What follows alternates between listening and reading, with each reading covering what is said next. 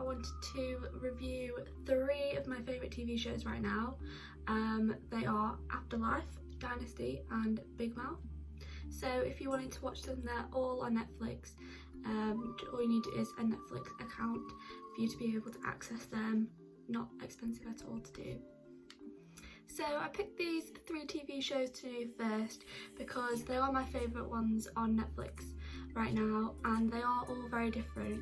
So if you didn't like one of them, then you're bound to like the other 2. So the first one I'm going to talk about is Afterlife, and if you haven't seen this, I really suggest you do, because it'll probably change your life. And I'm not over exaggerating when I say that, because when I watched it, it moved me to tears, it made me laugh out loud. I experienced so many different emotions when watching that, and you can't find a TV show that does that very often, so it is one of a kind. So without giving any spoilers away, or trying not to anyway, I'm going to give you like a brief overview of what it's actually about, and then we'll go from there. It was written by Ricky Gervais, who is an English comedy writer, director, actor. He's really well known in the UK here. He wrote a story about him experiencing the pain and grief that comes after losing a loved one, after his wife tragically died of cancer, and it's the story after that event in his life and what happens to him after that. So there are now 2 series on Netflix for you to all enjoy.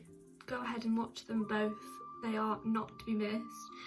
So the first season has 6 episodes in it. They're all amazing, every single one, it counts. And you know when you are watching a show and you don't realise that you've watched so many episodes, and you just kind of think, oh my gosh, how has the time flown that I've watched this many episodes in this short amount of time? That's exactly how you feel when you're watching these.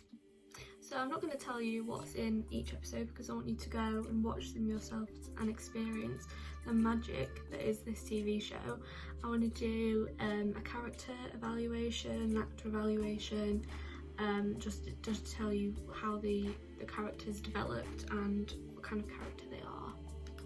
So Ricky Gervais's character is a man called Tony, and he is very brutally honest, no nonsense, kind of rude, but definitely the most lovable character in the series, and he definitely goes through the most character development.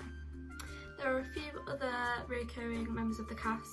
I'm not going to go into all of them because you need to go and enjoy them yourself, but every single character, it has a purpose, like their role and how they are has a purpose in every single episode. So you don't get character where it's just somebody who's random, doesn't really add anything to the story. Every single character adds something individual to the story. The script was so well written, couldn't be better if you tried, so well done Ricky Gervais for coming up with all that. I enjoyed it immensely. I couldn't put into words how much it has changed my life. I would 100% recommend it to a friend, and I'm recommending it to all you guys. If you haven't watched it, where have you been? Watch it right now. Okie dokie, so the next show that I want to review today is Dynasty, or as my mother says, Dynasty every time she corrects me. Again, I'm going to try not to give you any spoilers. The story would be far too complex for me to even give you any meaningful spoilers with this TV show, because it is far too complex. So many characters, so many different things happening in each episode, and that's why I absolutely love it, because it's so gritty and meaningful and drama-full, and just everyone's angry at everyone for so many reasons. This one is also available on Netflix. I'll say it again, I'll say it a million times. There are now 3 seasons on Netflix that you can go and enjoy. The 3rd one has come out the most recently, like in the last month it came out. That's it with Lily. That's it with Lily. You would need to dedicate so much time if you're going to binge this TV show, because there are a lot of episodes. Each one is an hour long. There are 22 in the first 2 series and 20 in the last series. However, if you did have a lot of time that you weren't using for doing anything else, I would go ahead and watch it. If you love drama, if you love scandalous stories, if you love fame, if you love money, this is the show for you. Yeah, as I said before, the episodes would be far too complex and mind-blowing to kind of do an overview of each one, because I would literally be here for years doing it. So I'll try and give you a brief overview of each series. I'm not even sure I'll be able to do that with any ease or enjoyment, because the stories are insane. Basically, there's the Carrington family, who are the most rich people in the whole of the USA apparently. The children and the parents constantly fight for money, for fame, for power. Loads of other people get involved trying to steal money and the Carrington name, and then there's cousins coming out of the gaff, and there's just people getting married for no reason. Yeah, insane story. The actors in this show are really good as well, because you couldn't do their characters justice if you weren't an amazing actor. And the actress who plays Fallon Carrington, she's called Elizabeth Gillies, and she is so feisty. She gets what she wants, and that's exactly what you need when you're playing Fallon Carrington. I personally really enjoyed this series, and all 3 of them have been amazing so far. I cannot wait for season 4. I would definitely recommend it to a friend if that's the kind of TV show that you like to watch. You'd have to know what your friend would want to watch if you wanted to recommend it. Does that make sense? If you like the drama, if you like scandal, then watch this show. And finally, the last TV show that I wanted to cover today is a TV show called Big Mouth. It is on Netflix as well, if you didn't already know.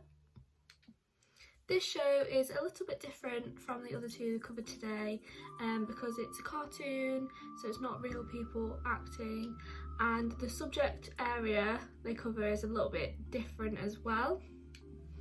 There are currently 3 seasons on Netflix of this TV show.